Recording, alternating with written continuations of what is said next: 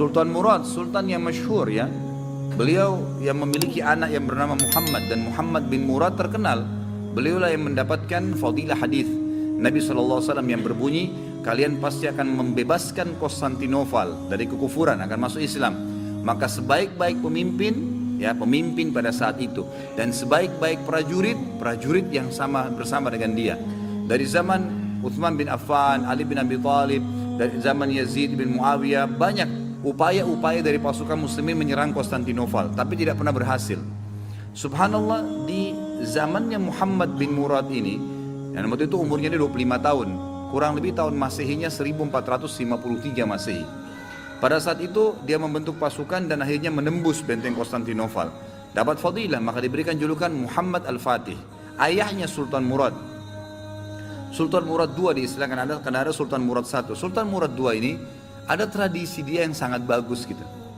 Dia punya sebuah buku ya, pribadi yang dia sering tulis sendiri pengalaman dia pada saat jadi pemimpin. Salah satu tradisi beliau ini, setiap malam beliau kadang-kadang sering keluar tapi pakai baju biasa. Ditinggalkan semua pakaian kesultanannya, dia keluar dengan penasehatnya berdua ngeliling-keliling di jalan Istanbul. Keliling-keliling lihat, beli makanan di pinggir jalan, berbaur sama masyarakat, dengarin keluhan mereka. Ada orang yang sakit dibantu, ada yang butuh bantuan, fakir miskin dibantu, dia tahu. Jadi dia tahu masalah di lapangan dan dia bantu, besoknya didalamkan, diaplikasikan, diperbaikin, begitulah. Satu malam, dalam satu lembaran buku sejarah hidupnya beliau bilang, satu malam saya nggak bisa tidur. Kemudian saya bilang sama penasihat saya, coba malam ini kita sama-sama yuk pergi keluar seperti biasa nyamar. Baiklah, jalanlah berdua ini. Begitu dia jalan, tiba-tiba waktu jalan di salah satu jalan-jalan kecil di Istanbul, ada satu orang jalan pegang botol khamr. Pas depan Sultan Murad, subhanallah, dengan hikmah Allah kepleset orang itu, jatuh, kendi khamernya pecah, mati tiba-tiba. Waktu mati, biasanya kalau ada orang seperti ini jatuh tiba-tiba, umumnya kan banyak orang yang datang melihat ada apa keadaannya. Waktu itu Sultan Murad tiba-tiba datang dengan penasehatnya, lihat, diperiksa, sudah meninggal orang, diperiksa urat nadi lehernya aja, udah mati orang ini. Tapi anehnya, nggak ada satu orang pun yang lulalang itu mau lihat, nggak mau ditengok, nggak mau dilihat. Langsung kata Sultan Murad, wahai muslimin, ini ada orang mati, gitu kan? Nggak ada yang nyaut. Dua kali, wahai muslimin, ini orang muslim, oh ini orang mati, nggak ada yang nyaut. Satu orang di situ, rumahnya rupanya dekat situ, dia bilang, kami tidak akan sentuh jenazah itu, walaupun dia sudah mati. Kata Sultan Murad, kenapa? Dia bilang, tidak anda lihat, dia pegang khamar, orang ini fasik, ahli maksiat, setiap malam zina, setiap malam mabuk. Kami nggak mau sentuh jenazahnya, kami nggak mau. Kata Sultan Murad, tapi kan dia dari kaum muslimin. Kalau kalian tidak mau mengurus jenazahnya, tunjukkan saya di mana rumahnya, biar saya yang bawa ke rumahnya.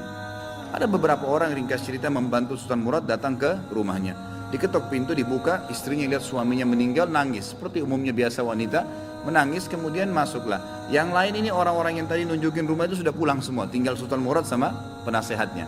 Duduk depan jenazah ini, istrinya nangis. Kata Sultan Murad, saya mau tanya, kenapa waktu tadi suami kamu jatuh, mati ini, gak ada yang mau lihat jenazahnya?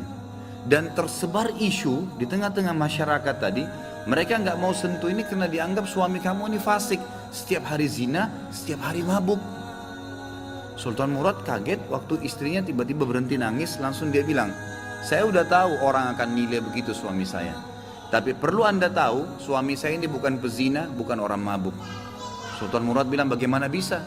Jelas khamar di tangannya dia, kendinya pecah, saya lihat dia bawa khamar. Dan orang ini bukan satu dua orang memberikan kesaksian, tidak ada satupun orang yang mau bantu jenazahnya.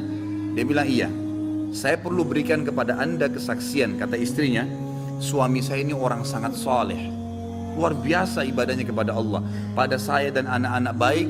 Dan dia juga sangat dekat hubungannya dengan Allah. Sholat malamnya nggak ketinggal.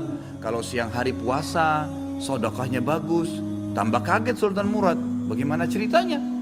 Dia bilang, suami saya ini punya satu usaha di tengah-tengah kota sini. Setiap hari hasil bisnisnya dia dibagi 3 keuntungannya. Sepertiga dibawa pulang ke rumah untuk saya pakai makan dan minum untuk anak-anak saya. Sepertiga lagi, sepertiga keuntungan diberikan botol khamr, berikan minuman keras, dia bawa pulang ke rumah, dibuang di WC. Dia nggak minum, dibuang di WC. Terus dia bilang apa depan saya, kata istrinya, itu yang berikan kesaksian. Setelah dia buang, dia bilang, segala puji bagi Allah, minimal membuat saya ya mengurangi orang muslim yang mabuk hari ini. Terus sepertiga lagi yang tersisa, dia datangi tempat perzinahan, lalu dia bilang sama yang punya perintah perzinahan, ini berapa orang wanita di sini pezina? 10 orang. Berapa bayarannya kalau perempuan satu malam sampai besok pagi dibayar? Kata si tempat punya tempat sekian. Dikasih sama dia, sepertiga untungnya nih, 10 orang ini semua saya booking malam ini. Tutup tempat kalian. Ini sudah milik saya, sudah dapat uang kan? Gak ada perzinahan, tutup. Dia pulang ke rumahnya. Orang pikir waktu dia masuk ke kios khamar, beli khamar, dia minum. Orang pikir waktu dia masuk tempat zina, dia berzina. Padahal sebenarnya dia malah suruh tutup. Dia pulang, kata istrinya, lalu dia bilang, segala puji bagi Allah yang minimal membuat saya malam ini memberhentikan beberapa anak muda muslim zina. Lalu istrinya bilang, saya pernah bilang sama suami saya, kalau begini perilakumu, kapan kamu mati, nanti jenazah kamu gak diurus sama kaum muslimin. Ternyata terjadi, kata istrinya, jenazahnya gak ada yang urus. Tapi waktu itu suami saya sempat senyum, dan suami saya bilang, tenang aja hai istriku, kalau saya mati, yang sholati saya nanti khalifah, sultan, penasehatnya, dan juga seluruh ulama Istanbul. Sultan Murad waktu itu menangis lalu mengatakan, suamimu benar, saya Sultan Murad, khalifah muslimin, saya akan urus jenazah suamimu, saya akan, sama ini penasehat saya akan sholati dan saya akan undang seluruh ulama di Istanbul untuk mensolatinya. Kedekatan diri seseorang pada Allah, Allah akan bukakan kita di lini-lini ibadah yang kita tidak sampai, tidak sadar gitu, tidak sangka gitu ya.